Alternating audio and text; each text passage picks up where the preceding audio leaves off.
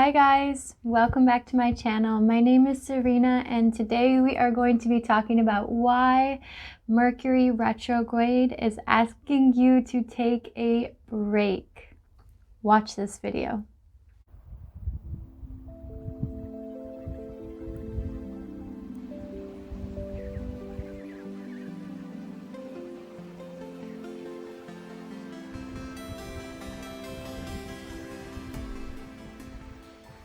Okay, welcome to the video. So, you guys know that I am not an astrologer.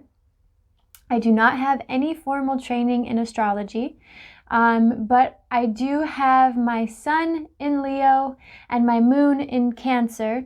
So if you guys know, those are the home planets for both of those signs, which means I am deeply, deeply in tune and affected by the different planetary shifts. So for me personally, people with, strong Cancer placements, strong Leo placements, are going to feel each, full moon, new moon, eclipses, retrogrades, things like that, a lot stronger than most people. So with that being said, I am not an astrologer, but I do intuitively understand astrology. So in the way that it shows up within my own life, within my own relationships, within whatever's going on for me at this time. And so today we're talking about why Mercury retrograde wants you to take a break and why that this is okay. So one thing is, for 7 years, I worked as a hairstylist in the beauty industry. I was at a very competitive salon with about 30 other females, and every time there would be a full moon, the salon would start to get really jittery and really jumpy because we always associated the full moon with, like wacko, weirdo, crazy people. And if you're in the service industry, or if you're in the hospitality industry, or if you're in the healthcare industries, like these are industries that typically start to feel the energy shift around the full moons and start to say like, oh, watch out because all the weirdos are coming out. So when I was in the hairstyling industry, I started to create my own full moon women's circle. And I started it just as a way to eliminate some of these negative beliefs that we have culturally around the full moon. And when I started this circle, it was really primarily just for the girls that I worked with. That's the only people I invited. And I hosted it at my own home. We did, like a card reading, a ritual, and all of these kinds of things. And so the really cool thing about this was it kind of turned what is a really chaotic time into a time to look inward or a time to learn. And so what I'm saying here is Mercury retrograde is the same idea, okay? Everyone culturally gets all wigged out about Mercury retrograde, and I understand if you have some really strong placements when it comes to Mercury and the signs that you have in Mercury. However, what I'm saying is Mercury retrograde does not have to be the cause of your pain and suffering. Mercury retrograde is here to ask us to slow down, to reevaluate, and to ask deeper questions of the things that are happening in our lives. So instead of just brushing it off and saying, oh, well, that crazy thing that happened or this problem that I'm having is all because of Mercury retrograde, that is a bypass. Okay, so Mercury retrograde wants you to look within and ask, like, where can I pause? Where can I take a break? And where can I look within and see where I'm limiting my own self? So I was doing this. I have a very strong story around technology and also around being a beginner or learning something new. So these are places that I find very challenging. I have become very self-critical. A lot of things happen to me in these realms. And so for me, even yesterday, I'm staying, as you can see, the background of my video is a different place. I'm staying in a beautiful, beautiful townhouse in Plettenberg Bay, South Africa. I've been here now for 2 weeks. I have not filmed one video since I left home, so it's about 2 weeks of a break. And there is so much that I've learned during this time. And it has taken me, I have tried to film a video in the last 2 weeks, but each time I tried to do that, it wasn't working, or it didn't feel in alignment. And so what Mercury retrograde is always asking us is, where can we reevaluate where we're putting our energy? Where can we slow down and become more present with ourselves? Where can we be a little bit easier on ourselves? Where can we, oftentimes, right, we see Mercury as this planet of communication, right? So we're oftentimes culturally programmed to think, oh my God, we're going to get in fights during Mercury retrograde. We're going to have trouble in our relationships. All of these things that can be considered negative. But really what it's asking is to slow down and become more deliberate. So even in our communications, I'm somebody that once I start talking, it's like all the thoughts are fighting to get out of my mouth, okay? And so if you relate to this, like, I'm just like, blah, blah, blah, blah, blah, all the time. And what I'm telling you is, slow down. Become more in tune with your communication. Become more intentional with your movements. And this can show up in your life as a lot of different things. For me, I was having a lot of issues with technology. I was trying to post a beautiful, cute little reel that I made with my significant other here in South Africa, and I tried posting it 3 different times and it still didn't work. Every single time I tried to post it, the words would get all messed up, communication. And then I went back to my logic and I was like, okay, so update the app, restart your phone, blah, blah, blah, blah, blah. And I was like, on the 3rd try, I was certain it was gonna work. And I posted it and I was so excited, and then nothing. And I was so bummed and so frustrated that it wasn't working. But really what it was asking me was, where is the limiting belief within myself? Where can I slow down, take a break, take a breather, because you have control not over the situation, right? You don't have control over what's happening. If Instagram is glitching, then Instagram is glitching. That's not your fault. But what you do have control over is how you feel about it and how you allow it to affect you and what you make it look at, right? So you have choices in this. And so for me, I was like, well, I'm not annoyed that my time was being taken up, because I could be doing literally anything right now. So it wasn't my time that I was annoyed about. It wasn't the fact that, like, I really, really, really needed to post this video, because I didn't really care. Like, it was something fun and creative to do, right? So I didn't really care about the video going out. So what I was asking myself was, where is this deep frustration of this not working? And it was in my own limiting belief of how I operate when it comes to technology or comes to learning something new. Then, a few moments after that, I go to get in the shower. And if you're not familiar with South Africa does this thing called load shedding, where they turn off your power at a certain time throughout the day. And then they turn it back on, like, an hour or 2 hours later. And so I go to get in the shower and the hot water heater runs on electric. And so it was turned off the last time we had the load shedding. So what ended up happening was I go to get in the shower and I'm standing there and I'm standing there and I'm standing there and the water is not getting warm. And I'm like, oh my God. I'm like, here's another technology thing that is coming at me. And I don't have control over it, right? I don't have control over whether this hot water turns on or not.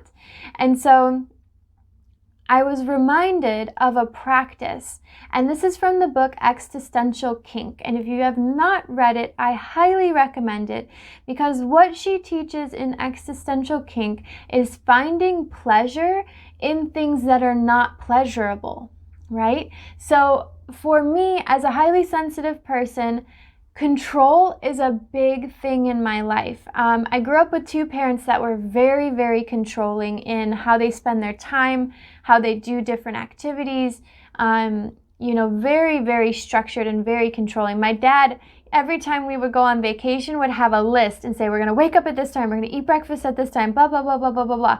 And he would turn the vacation into like a schedule. And so I grew up with two parents very much like this. And being highly sensitive can feel like a lot at a lot of times. Like there's a lot of stuff coming at us and that we're a victim to our reality. So when the shower didn't come on, I wanted to move even deeper into this frustration that I was feeling. However, it gave me the opportunity to sit and ask myself, okay, where can I find pleasure in the fact that this is not a pleasurable experience, right? So it was asking me to dive deeper into my own beliefs about what is and is not okay, right? And cold showers are typically good for you.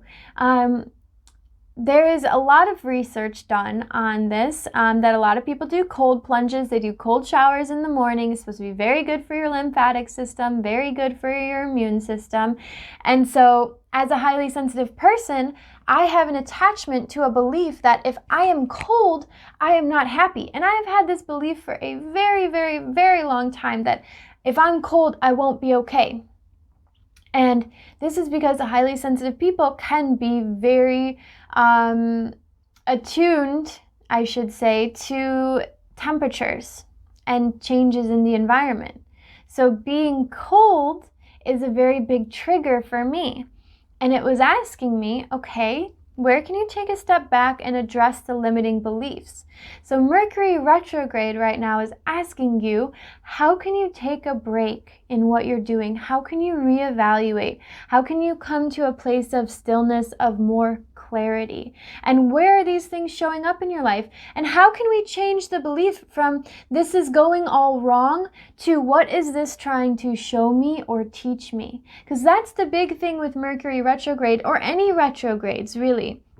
A retrograde at its core is the idea, right, that the planet was spinning forwards, and now from our perspective, it looks like it's spinning backwards. Really, it's only slowed down, but from our perspective, it looks like it's turning back. So think about that in your own perspective. Where can we turn back our communication? Where can we slow down our belief systems? Where can we look within? You know, instead of moving forward, rush through life, when we have Mercury retrograde, if we try to operate in the same old ways, we're going to get unhelpful results. So the main thing here with this retrograde is all about this idea of slowing yourself down, slowing your communication down, taking the time, taking the breather, and how can we see the situations more clearly, less as the victim, right? The victim thinks everything's happening to me, the world hates me, this hates me. I even said that yesterday. I was like, technology hates me. And I was like, whoa, is that true, Serena? Is that true? Technology is a neutral tool. Technology has no other meaning than the one that we give it. Technology is not bad. Technology is not good. Technology is technology. So it's how we utilize it that gives it meaning, how we think about it that creates our reality, right? The same is true for everything in the world. Money, our relationships, they are just there. They are neither good, neither bad. Now we can use them in beneficial ways. We can use them in non-beneficial ways. And we can look at this idea even at a larger scale, right? With the retrogrades. Retrogrades are neither good nor bad. We have culturally become to accept them as bad because we don't like the lessons that they're teaching us and we're resistant to change. But really, a retrograde is just a retrograde. It's a movement. It's a change happening in our solar system. It's completely neutral. So this retrograde is telling you that you have the power to choose how you want to use this. And this is the whole idea behind existential kink as well, is how can I take something that looks from the outside like it's undesirable, like it's bad, like a cold shower. Ugh, I don't want to, I don't like that, but that's all ego, I. I don't want to. It doesn't feel good. I'm going to get cold. I'm going to get sick. Those are all stories of the ego. And how can we turn that into an opportunity? Like, oh, it feels so good sometimes to play the victim. We love to play the victim because we love to have the contrast. We love to have the drama, you know? And that's what it's all about. It's about how can I find this like delicious, contrasting, dark, like pleasure? How can I find this deliciousness that seems like it's not good and turn it into something that is good? And that's alchemy, guys. That's what alchemy is. It's turning what looks like lemons into lemonade. It's alchemy. And so taking a break, whatever that means for you. My sister was telling me a story about her horse. And, you know, she had this massive accident with her horse. And she fell off. Her foot was caught in the stirrups. And, you know, she was in this moment of surrender, of everything is outside of my control, so the chips are just going to fall as they may. This was literally a point where she could have been, like, she literally could have been killed.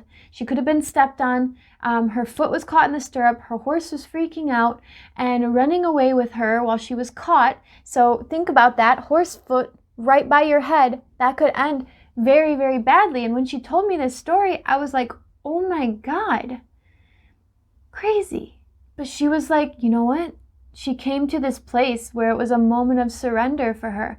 I have no control over what's happening, so I just have to let go. And then she said in that moment, her foot came out of the stirrup and she fell to the ground and the horse stepped over her. So it was in that moment of surrender of this is my circumstance and I cannot change it, but I can change my acceptance of it. And that's the idea here, is we don't always control what happens to us, but we can control how we react to what happens to us. And the best way to change how we respond is by taking ourselves out, taking a break, taking a breather, coming back into our center, and then responding from that place, right? Because there's a major difference between responding and reacting. Reacting is just like a bloop, unconscious thing, right? And it can be really uncomfortable to sit with those emotions. I was very uncomfortable when I was having issues with the technology. I felt like I'm bad, I'm wrong, I'm stupid, I can never make anything work. And I had to sit with that and like, oh, it feels bad. When you alchemize it and you find the source of the wound, the source of the thought, and maybe you make something out of it. So my partner the other day, he said, Serena, I think you really need to get back into your creative outlets when you are feeling these tough emotions and moving through these tough things. Go paint a picture, go write a poem. And so I wrote a poem when I was feeling so frustrated with this technology. And it was a beautifully dark poem. And I was like, whoa, like where did this come from? This like poem even scared me. And the thing with that, it's so beautiful because what we make out of our own suffering, that is alchemy. Make something beautiful, right? I took this situation that was really bothering me and felt so uncomfortable to sit with it, and then birthed through creativity this beautiful piece of artwork. And everybody has the opportunity to do that. Some people dance. Some people, they go for a walk. Some people, they listen to music or write music or play music. We can slow down and choose how we respond. And creating something out of our suffering that is responsive, rather than reactive and taking it out on the thing, the situation, the person that we are dealing with. So I hope you guys are doing all right in this Mercury retrograde. I really would like to post a meditation. I am also very excited to announce that I will be hosting my own free meditation once a month.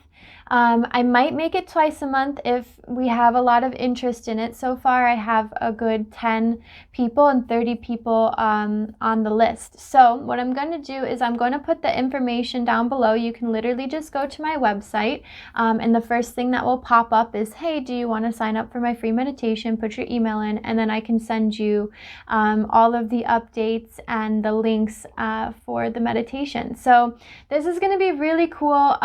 It is specifically, I will say, it is specifically a woman's circle, or people who generally relate to the feminine energies. So the circle is open to males. The circle is open to non-gender conforming individuals. However, just know that it is going to be more focused on the feminine energies, because that's where I feel my own personal energy is called to. So if you resonate strongly with the feminine energy and you're non-gender conforming or male, please feel free to still put your email in, and you're more than welcome to join. Just know that we are going to be using a lot of feminine language and focusing on the feminine ideals within community, government structures, things like that. So this meditation circle is a wonderful way also to connect with women and people all over the world.